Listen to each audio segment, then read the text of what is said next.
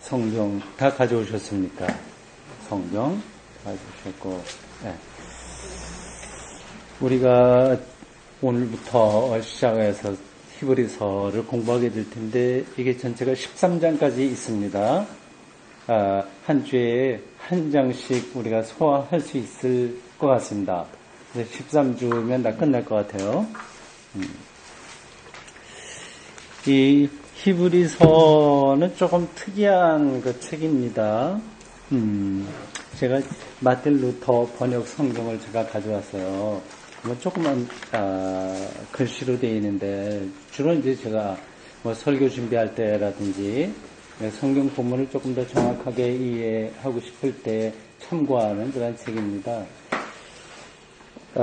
이거를 살 때는 제가 안경을 안 쓰고 이거 다 거울했습니다. 지금은 안경 써야만 되는 그런 때가 됐습니다. 아주 오래된 책이에요. 제가 이걸 왜 가져왔냐면 마틴 루터가 번역한 건데 성경 순서가 달라요. 예를 들자면 이 신약 성경이 히브리서가 보통 우리는 이 히브리서가 어디 뒤에 나오죠? 잠깐만.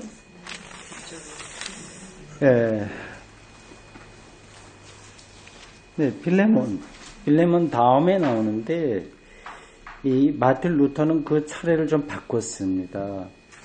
그래서 빌레몬 다음에 히브리서가 아니라 베드로 전서 후서 이렇게 나와요. 그러니까 이 히브리서하고 야고보서를 뺐습니다. 그 순서에서 뒤로 돌렸어요. 그거하고 그러니까 히브리서, 야고보서, 유다서, 요한계시록 이 세 권을 좀 뒤로 돌렸습니다. 그렇게 하는 이유는 이게 이제 사도 바울이라든지 어떤 복음의 진수 여기서 약간 좀 못 미친다고 생각을 했기 때문입니다. 못 미친다고 하는 표현은 정확한 건 아니고요. 그래도 사도 바울이 말하는 어떤 그리스도론, 칭의 이런 것이 그렇게 명확하게 드러나지 않는다고 하는 점에서 약간 뒤로 돌렸어요. 그래서 지푸라기와 같은 거다 이렇게 나쁜 건 아닌데 약간 어떤 부분에서 좀 미치지 못하는 게 있다는 생각을 마틴 루터가 했습니다. 그래서 그 순수가 다르다고 하는 걸 제가 여러분들에게 확인시켜 드리기 위해서 여러분들에게 이 마틴 루터의 성경을 가져왔습니다. 제가 앞으로 이제 히브리서를 공부할 때 참고할 주석서도 잠깐 소개할까 합니다.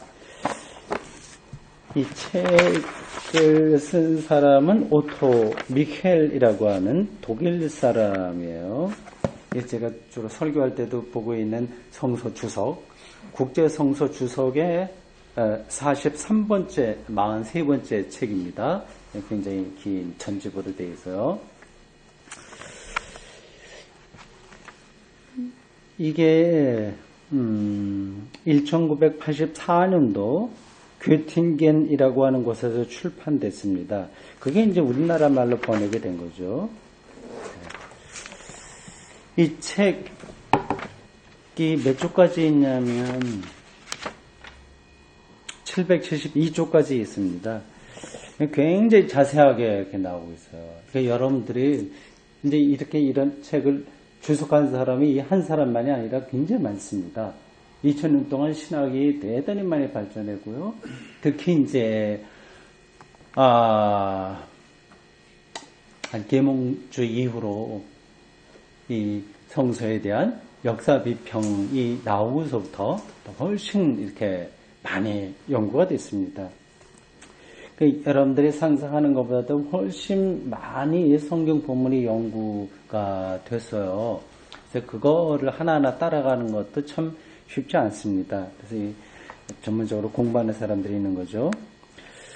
여기 있는 내용을 제가 한번 쭉 이제 천천히 이제 차례대로 따라서 읽어가면서 참고적으로 뭐 여기 있는 내용을 다 말씀드릴 건 없습니다. 너무 전문적인 거기 때문에 그래서 도움이 된다 그래서 그렇게 말씀드립니다.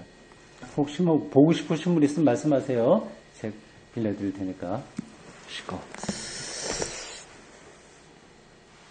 네, 오늘 본문을 보겠습니다. 히브리서 한번 펴보세요.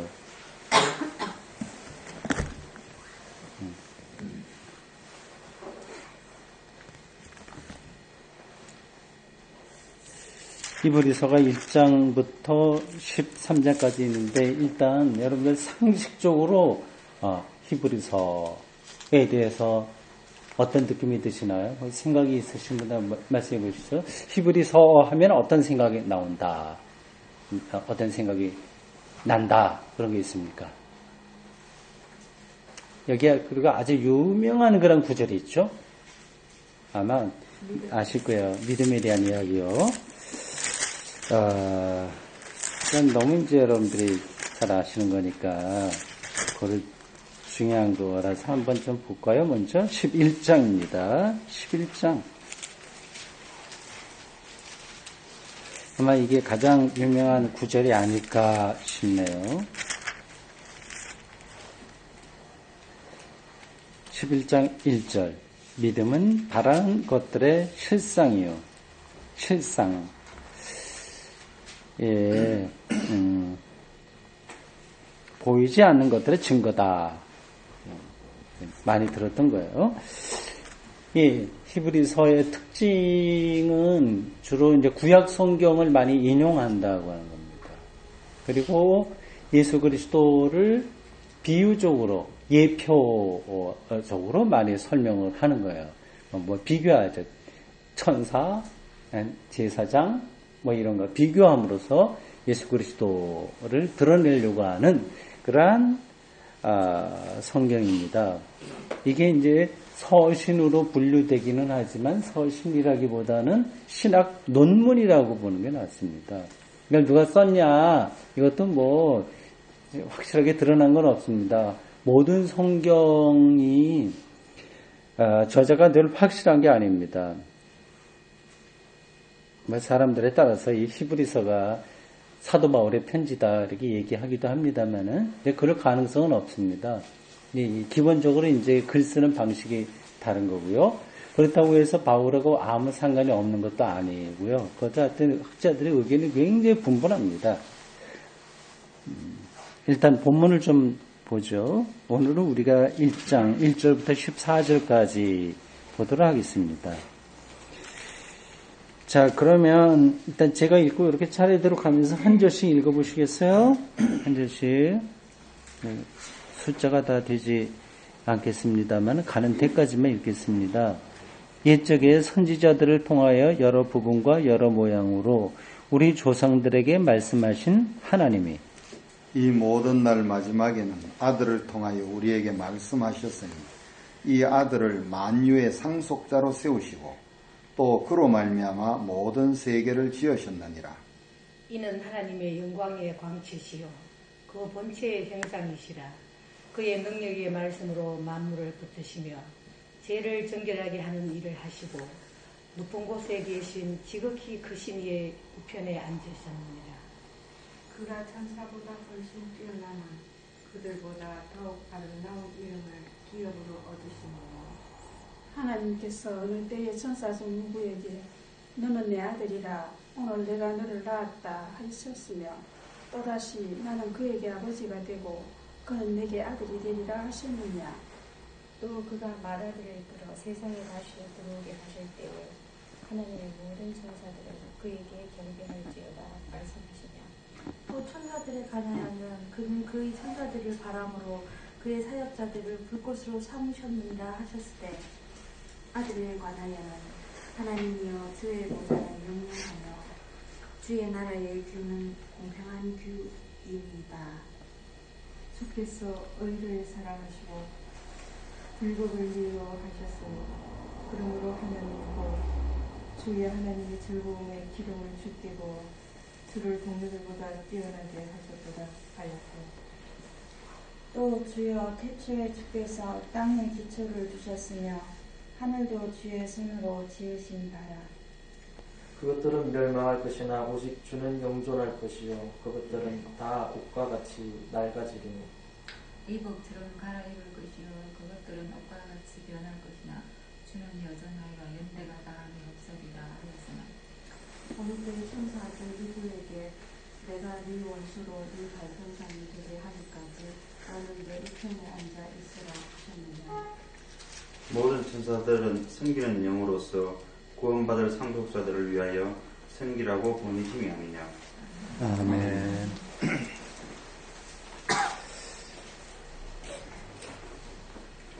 어떻습니까? 읽어가면서 이해가 되지 않는 단어나 문장 이런 게 눈에 띄나요? 일단 보십시오. 전체적으로 아주 기본적으로 이해가 되지 않는 단어가 있을까요? 8절에 규라고 나와 있는데 그 무슨 뜻인지 아시는지요? 예, 규, 지팡이 뭐 이런 뜻이죠? 맞죠? 예. 또 단어 중에서 혹시 잘 안 되는 거 있습니까?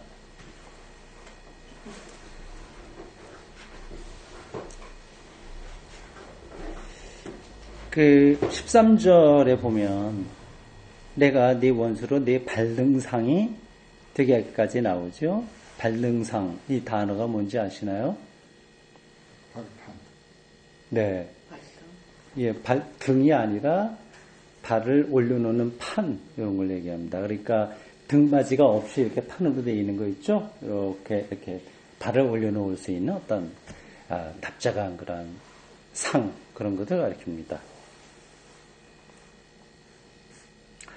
또 단어나 문장에서 애매한 거 있을까요? 이것의 신학적이고 영적인 의미는 둘째치고 그거는 우리가 따라가기가 쉽지 않습니다. 성경을 이해하기 어려운 이유는 여러 가지가 있는데요. 그 중에서 두 가지만 말씀드리면 이와 같습니다. 이게 이제 직접적인 말이 아니라 메타포예요. 그 은유예요. 이거는 그러니까 손가락과 같아서 이제 달을 가리키는 손가락과 같아서 달은 안 보이고 일단 손가락만 보입니다. 그러니까 손가락을 통해서 손가락이 가리키고 있는 달 쪽으로 가야 되는데 그 작업이 사실은 쉽지 않은 거예요. 그런 게 좀 어려운 점이고요. 또 하나를 본다면 시간적인 차이입니다. 2000년이라고 하는 거. 2000년 전 사람들이 세상을 어떻게 생각했느냐 다르잖아요. 그러니까 그 차이를 우리가 어떻게 뛰어넘을까 이게 쉽지가 않습니다. 그래도 이제 많은 사람들이 꾸준하게 이걸 연구를 했고요. 그리고 또 그래도 우리가 이 공부를 하는데 포기하지 않은 이유는 그리고 그것이 공부가 가능하다고 하는 이유는 어디에 있을까요? 이게 꾸준하게 2000년 동안 이어져 왔습니다. 교회 공동체가 이걸 안고서 이 성서 텍스트를 안고 씨름했고 그거를 해석을 했고 전했고 해서요. 교회 전승 안에 우리가 흐름 속에 있어서 우리가 이거를 공부하는데 불가능한 것은 아닙니다. 그와 한 점이 있고 또 어떤 차원에서 우리가 이 공부를 하는 게 불가능하지 않을까요? 성령이죠. 영. 진리의 영이신 성령이 우리가 생각하지 못한 방식으로 우리를 깨닫게 하시는 그거를 우리가 믿고 있기 때문에 이게 공부가 가능합니다. 예. 14절까지 있는데 좀 보실까요? 한 절씩 제가 천천히 가면서 필요한 것들을 설명하겠습니다. 여러분들이 미리 생각했던 거하고 어느 정도 차이가 있는지 또 비슷한지를 보시기 바랍니다.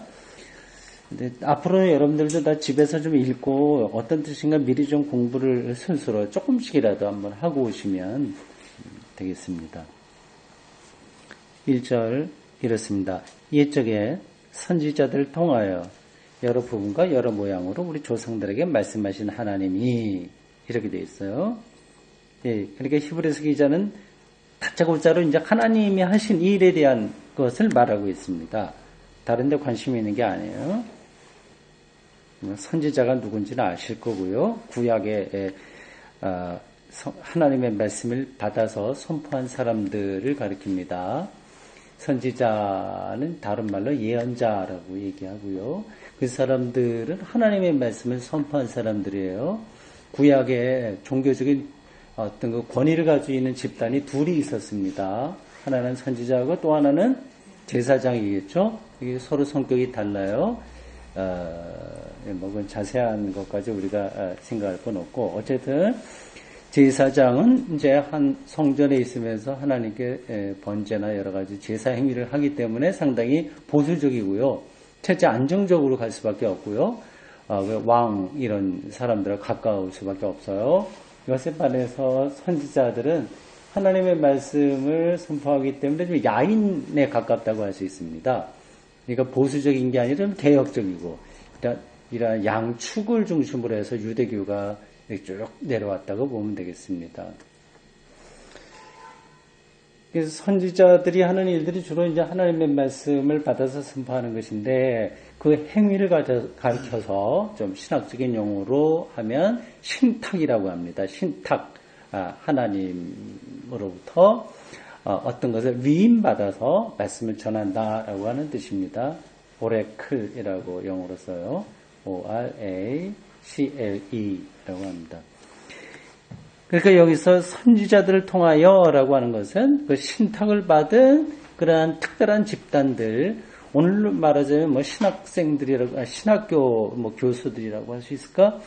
어쨌든 그러한 학파, 하나님 말씀과 관계된 그런 사람들을 통해서 하나님께서 이제 말씀하셨다. 그거를 이제 1절에서 얘기하고 있습니다. 그러니까 이 1절부터 이제 히브리서의 어떤 성격이 드러나죠.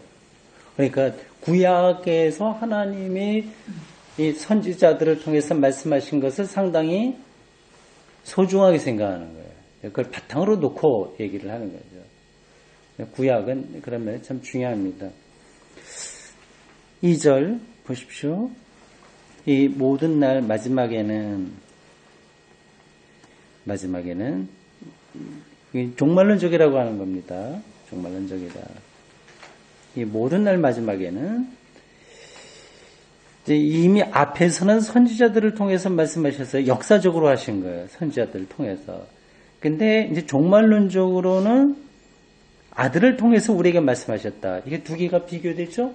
앞에서 선지자들을 통해서 말씀하셨고, 여기 2절에서는 아들을 통해서 말씀하신 거예요. 근데 선지자들을 통해서 말씀하신 것은 역사적인 거고요. 유대인의 역사들, 뭐 여러 가지 정치, 경제, 사회, 이런 역사들 속에서 하나님의 말씀을 선포한 것이고, 아들을 통해서는 뭐라고요? 어떻게? 종말론적으로 얘기합니다. 종말론적으로. 마지막에 라고 하는 거예요. 종말론적이라고 하는 말을 여러분들이 자주 쓰시는 게 좋습니다. 이게 그냥 일반적으로 신앙생활할 때는 정말 예수님이 제일이 마지막 그런 얘기를 하는데, 종말론 이제 이렇게 들어가게 되면 약간 낯설게 생각을 하실 수 있을 겁니다. 근데 뭐 억지로 우리가 뭐 학자들 흉내는 낼 필요는 없지만, 그래도 좋은 단어나 그런 것들은 알고 있는 게 좋고요. 아는 것뿐만 아니라 제 입에서 그거를 표현하는 게 좋습니다. 이 언어라고 하는 게 특별한 힘이 있어서요. 그거를 자기가 다 모르고서도 몰라도 그걸 자꾸만 하게 되면 어느 땐가는 이제 그 언어의 세계가 자기에게 들어오게 됩니다. 그래서 불교에서도 보통 이제 막 자기 뜻도 모르고 막 여러 가지 연벌 외우고 하지 않습니까?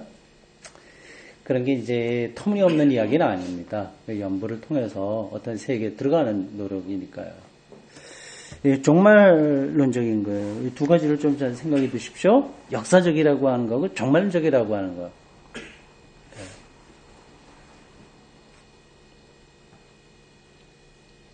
그 두 개가 어떤 차이가 있을까요? 이것도 아주 큰 주제입니다. 근데 우리 그냥 신앙생활하는 그런 차원에서 간단하게 한 말씀만 드리면 이렇습니다.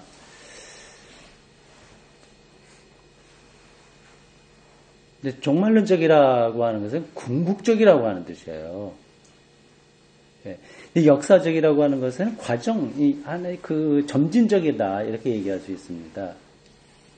역사를 통해서 어떤 일들이 점점점 전개해 나가는 거 이런 방식으로 왕이 정의롭게 통치를 해야 된다. 선지자들이 그런 거 많이 얘기하잖아요. 과부와 고아를 힘들게 하지 마라 라든지 그런 것들이 이제 이 사회가 점진적으로 괜찮아지는 그런 것들을 이야기하는 거라고 한다면 예수님을 통해서 일어나는 그 하나님의 말씀은 종말론적이다. 이것은 궁극적인 어떤 생명 사건이 완성된 그 차원을 가리키는 겁니다.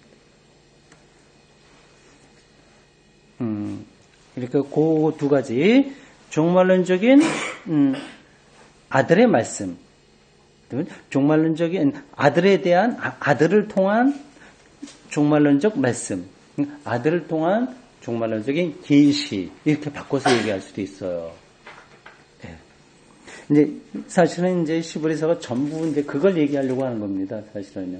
그러니까 이 아들 예수 그 전에 있었던 선지자들의 말을 기본 바탕으로 해서 그리고 종말론적인 차원에서 하나님의 말씀이신 아들 예수 그거를 이제 말하기 위해서 이 초장부터 히브리서 기자가 이렇게 짚고 있습니다. 이 아들을 만유의 상속자로 세우시고 그런 말미암아 세계를 지으셨느니라. 이미 여기서 어떤 창조에 대한 문제에 아들 예수가 이렇게 참여한 것으로 설명이 되네요. 이 비슷한 이야기는 요한복음 1장에도 나와요.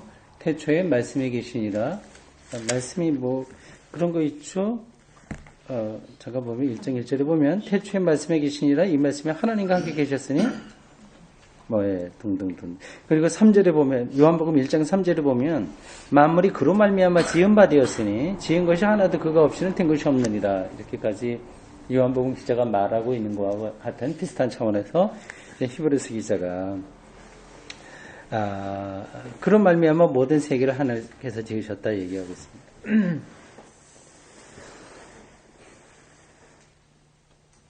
바로 지금 금방 얘기한 게 전달이 됐습니까? 네?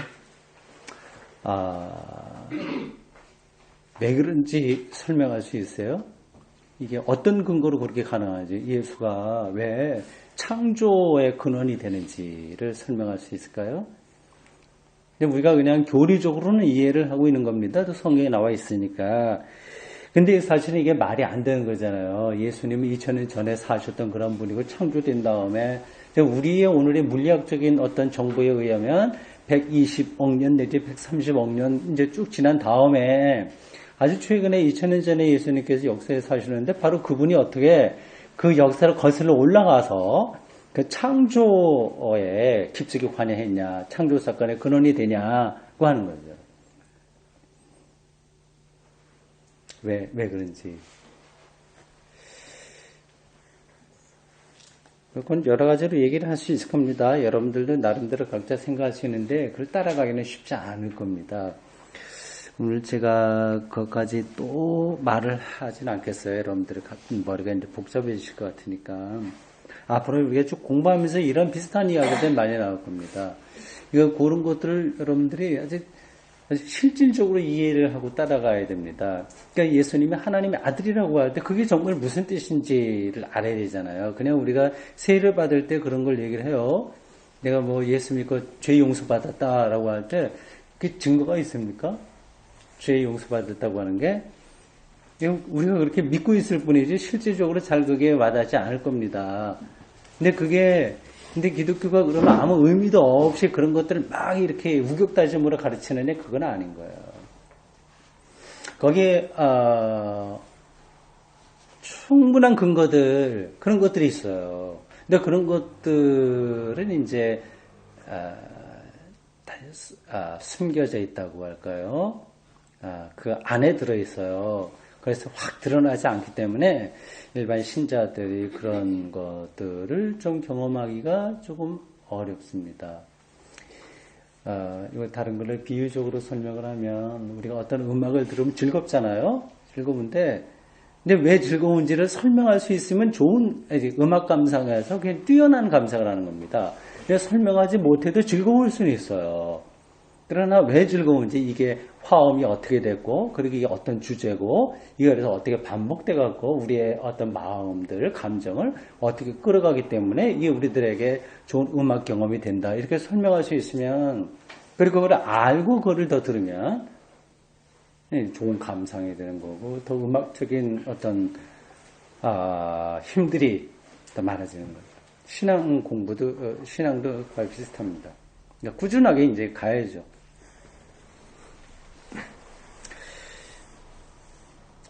3절 이는 뭘까요? 이는 아들이죠. 아들. 어떻게 하나님의 아들이 있을까요? 아들이라고 하는 게 말이 되나요? 그리고 여기 보면 뭐 맏아들이라고 하는 6절에 보면 또 맏아들이 나오는데 하나님의 맏아들이 있으면 둘째 아들도 있다는 얘기인가? 그래서 아마 어떤 사이비이던 교주들은 아마 이런 근거를 갖고 난 둘째 아들이다 이렇게 얘기할 수도 있을 겁니다. 내가 하나님께 계시받았으니까 내가 뭐 몇째 아들이다 이렇게 얘기하는데요. 그러니까 왜 이런 아들 그리고 다른 데는 맏아들 이렇게 표현하지 않고 뭐로 되어 있죠? 독생자 외아들 이렇게 많이 표현되어 있지 않습니까? 외아들, 맏아들, 그냥 아들 여러 가지 표현들이 있습니다.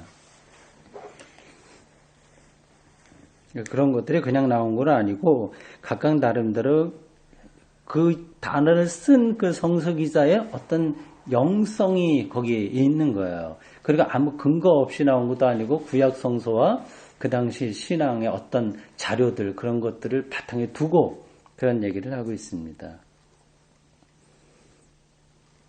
네, 이는 하나님 영광의 광채시요. 점점 더 어려운 단어가 나오네요. 그 본체의 형상이시라. 그의 능력의 말씀으로 만물을 붙드시며 죄를 정결하게 하신 이를 하는 일을 하시고 높은 곳에 계신 지극히 크신 이의 우편에 앉으셨느니라. 어마어마한 개념들이 여기에 3절에 꽉 차 있습니다. 하나님 라고 하는 말부터 시작해서 사실은 그렇습니다.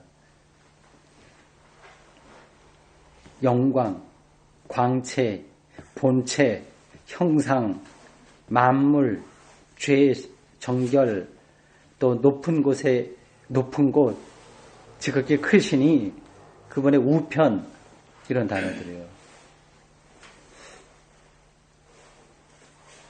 이런 것들은 아까 말씀드린 대로 메타포예요.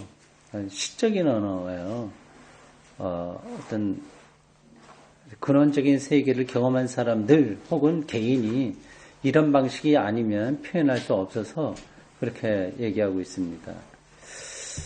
그래서 다른 건 접어두고 이거 단어 하나하나 우리가 다 지금 따라가기는 힘들고요. 한 가지만 봅시다. 우편이라고 하는 우편.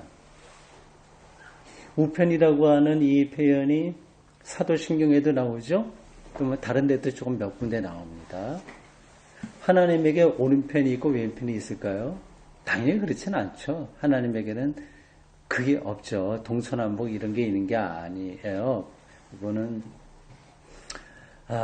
전적인 타자예요. 바르트식으로 표현하면 전적인 타자. 그래서 우리가 지금 경험할 수 있는 이러한 모든 대상들 이런 거하고는 완전히 다르다고 하는 겁니다. 그러니까 우리들은 이렇게 시간과 공간 안에서 사물로 만지고 이런 것들을 통해서 이게 있다 이렇게 생각하지 않습니까? 근데 이거하고는 전혀 다른 타자이기 때문에 그 어떤 방식으로도 우리는 생각을 거듭해서 하나님을 알 수가 없습니다.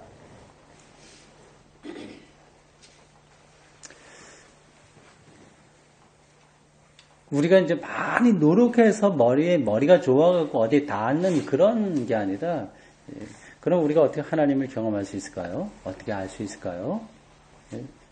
신학은 그걸 계시라고 얘기합니다.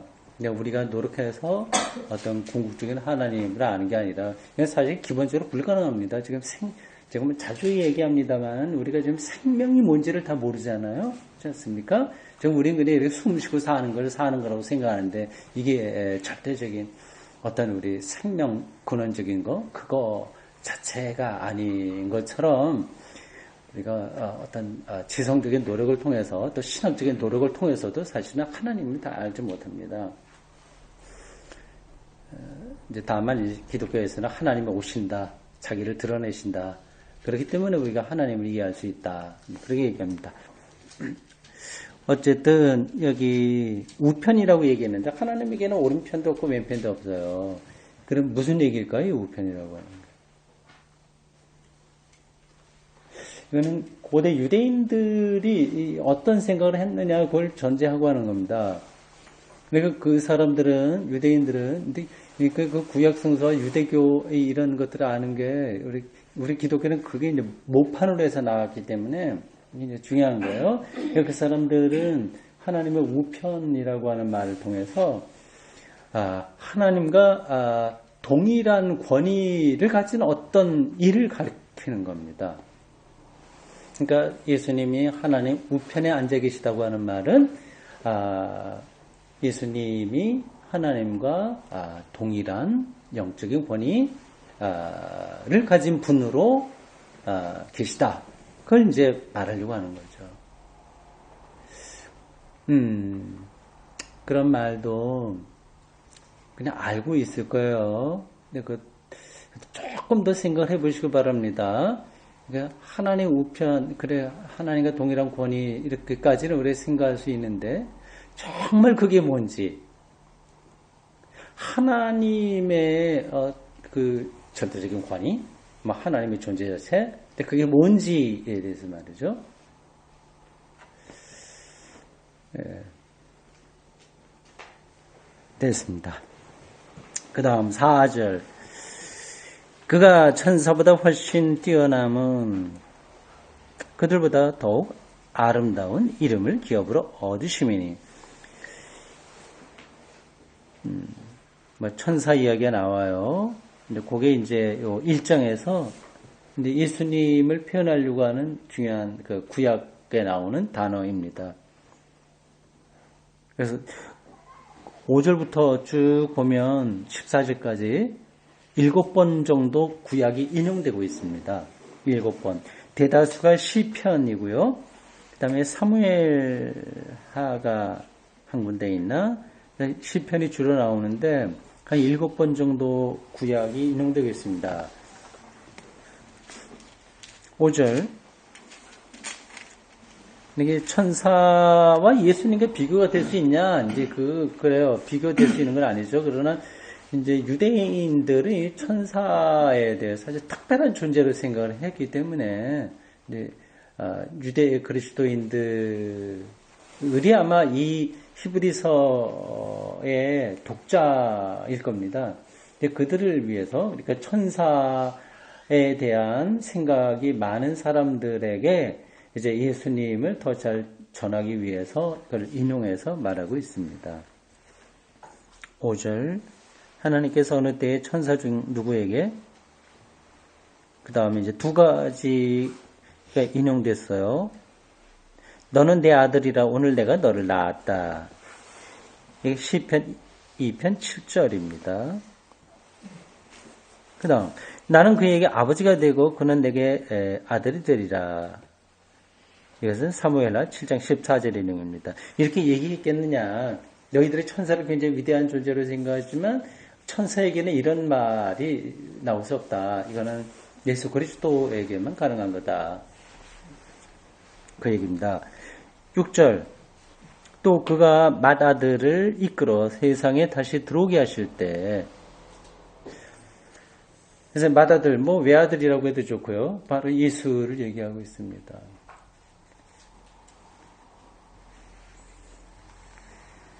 그리고 아들, 이제 외아들 혹은 맏아들, 아들이라고 하는 표현에서 이제 하나님과 거기서 이제 이걸 남자다 여자다 이제 그거는 생각을 뛰어넘으셔야 됩니다. 하나님에겐 성의 관계를 말할 수 없어요.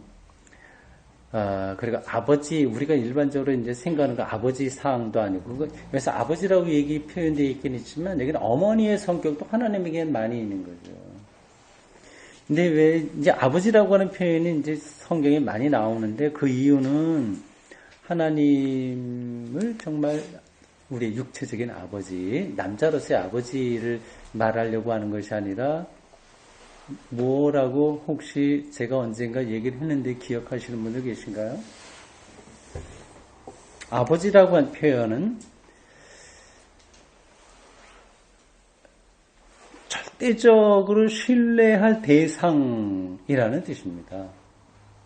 그러니까 예수님께서 하나님을 아버지라고, 특별히 이제 아빠, 아버지라고 표현했잖아요. 진짜 우리는 아버지는 아니죠. 자신의 영혼까지 다 맡길 수 있는 그 대상, 그분을 표현하기 위해서 아빠, 아버지라고 얘기한 겁니다. 그러니까 이 단어 자체에 너무 여러분들이 자꾸만 거기에 빠지면 안 돼요. 뭐 하나님, 야훼, 뭐 엘로힘, 뭐 등등 아빠, 아버지 뭐 이런 단어들 이 방법으로 하나님을 더 잘 표현하려고 했던 거지 이 안에 담기면 안 돼요. 이걸 좀 어려운 그 표현을 하자면 하나님을 범주 안에다 끌어들이면 안 됩니다. 범주. 이 범주라고 하는 것은 카테고리 말이에요. 그러니까 아버지 하면 아버지라고 하는 범주가 있잖아요.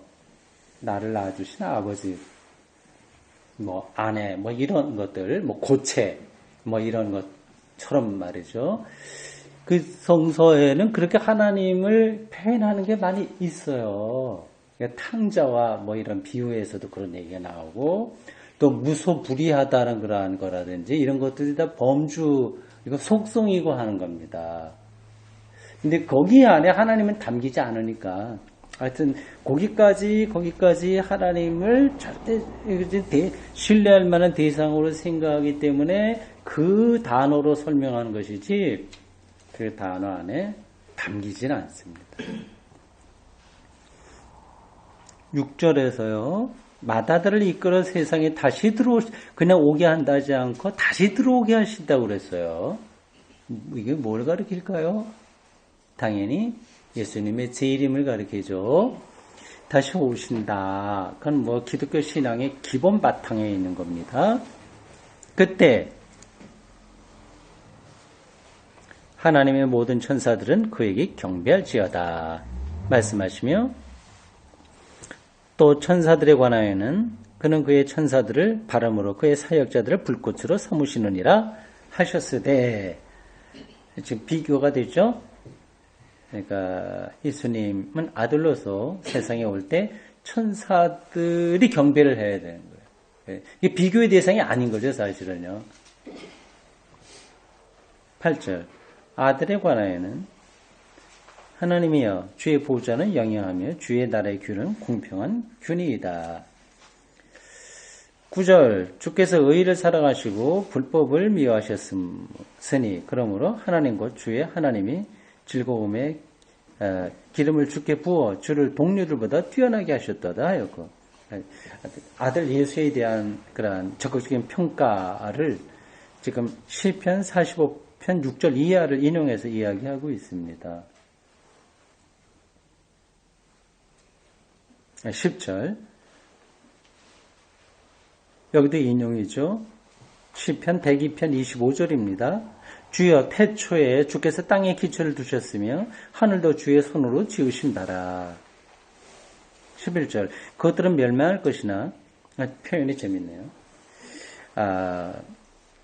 땅에 기초를 두셨으며 태초에 주께서 땅에 기초를 두셨으며 이번 돌아오는 주일제 설교 제목이 태초에라고 하는 건데 창세기 1장 1절부터 5절까지 나오는 그런 말씀이 교회력에 따라서 주어진 성서 1과 돌아오는 주일의 제1독서 구약성경의 본문입니다.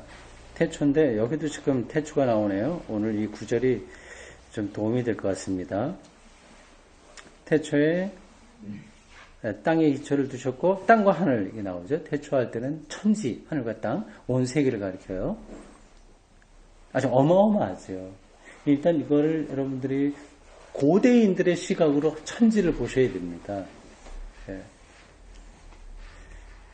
그래서 옛날에는 뭐 구약 성경 여기 1장 거기도 나오지만 하늘에도 물이 있고 땅에도 물이 있다고 생각했습니다. 저 밑에도 물이고 하늘과 땅 전체가 물이라고 생각했어요. 그래서 창조할 때 여러분들 기억을 하시겠습니다만 제일 첫날 창조한 게 빛이었어요. 빛이 이제 생명의 근원이라고 하는 고대인들의 생각이 거기 담겨 있습니다. 그래서 태양을 신으로 대다수가 섬겼어요. 이집트도 그렇고 로마도 그렇고 뭐 바빌론도 그렇고 잉카 문명도 그렇고 이 태양은 신입니다. 근데 둘째 날에 보면은 창조한 게 궁창, 하늘이에요. 근데 재미있는 거는 하늘 궁창인데 그걸 그냥 창조한 게 아니라 물과 물을 나눈 겁니다. 그러니까 이 전체가 물이에요. 이렇게 세계가 그 당시 사람들의 눈에는 그렇게 보였습니다. 이걸 나눠갖고 하나는 위로 올라가고 하나는 밑으로 내려가게 하고 이 중간 이걸 갖다 하늘이다, 궁창이다 이렇게 불렀다는 거죠. 그래서 물이라고 하는 걸 고대인들이 그렇게 아주 대단한 걸로 봤습니다. 그럴 수밖에 없죠. 헬라 철학자 탈레스도 만물의 본질이 물이라고 얘기한 것도 그냥 나온 이야기는 아닙니다. 근데 그 창세기에 나와 있는 그 재미있는 이야기는 제가 지난 주일 저녁에 서울에 뭐 신학 공부, 창조론 공부하면서 얘기한 겁니다만 다시 반복되네요. 그러니까 두 번째 날에 창조한 그 하늘과 궁창은 그 전에 이미 물이 있어요. 그럼 물이 어디서 왔을까요? 일단 물을 창조하고 그 다음에 물과 물을 나눠갖고 하늘을 창조해야 되는데 그렇지 않고 물은 전제 있는 걸로 전제가 되어 있어요. 이 성경 창세기 앞부분에 보면 그러니까 이게 이제 논리적으로 약간 맞지 않는 것들이 있습니다. 성경은 어떤 물리학이나 이런 걸 논리적으로 설명하려고 하는 책이 아니기 때문에 그러한 약간의 착오가 있어도 큰 문제가 되지는 않습니다. 제가 고대인들의 시각으로 하늘과 땅, 그리고 태초 이런 것들을 생각하시라는 뜻으로 잠깐 옆으로 나가는 말씀을 드렸어요. 대단한 거죠. 하늘과 땅. 그런데 11절을 보면 이렇게 표현합니다. 그것들은 멸망할 것이나 주는 영존할 것이요. 이게 이제 근동지방의 종교하고 유대교하고 큰 차이예요. 태양 이런 것들을 정말 엄청난 에너지와 생명의 근원으로 바라보는 것은 비슷했지만 유대인들은 그것도 피조물이라고 본 거거든요. 그러니까 없어질 거로 봤거든요. 그걸 신성화하지 않았습니다. 아름답다고 보기에 좋았다고 생각을 하지만 그걸 이제 절대화하지는 않은 그런 차이가 있습니다. 이집트나 뭐 다른 데에서는 그걸 신으로 섬겼지만 유대교에서는 그건 신이 아니고 신에 의해서 창조된 것으로 말합니다. 오늘 여기도 그런 얘기를 하는 거죠. 30분 되기 전에 제가 정리를 하겠습니다. 11절 보면 그것들은 멸망할 것이나 주는 영존할 것이요. 그것들은 다 낡아진다. 어떻게 이러한 시각에 도달했을까요? 그 당시 사람들이 태양 같으면 정말 영원할 것처럼 보일 텐데 말이죠. 그 당시 시각으로 볼 때요. 오늘은 우리가 이걸 아주 쉽게 이해할 수 있습니다. 태양도 앞으로 45억 년이 있으면 없어지는 거니까 이 세계가 다 그런 것처럼요. 그러니까 현대 물리학이 나올수록 성서가 말하는 어떤 세계관이 더 정확하다고 하는 것이 증명되고 있습니다. 그러니까 창조만 하더라도요. 무로부터의 창조를 얘기하잖아요. 우리 기독교 성서에서는.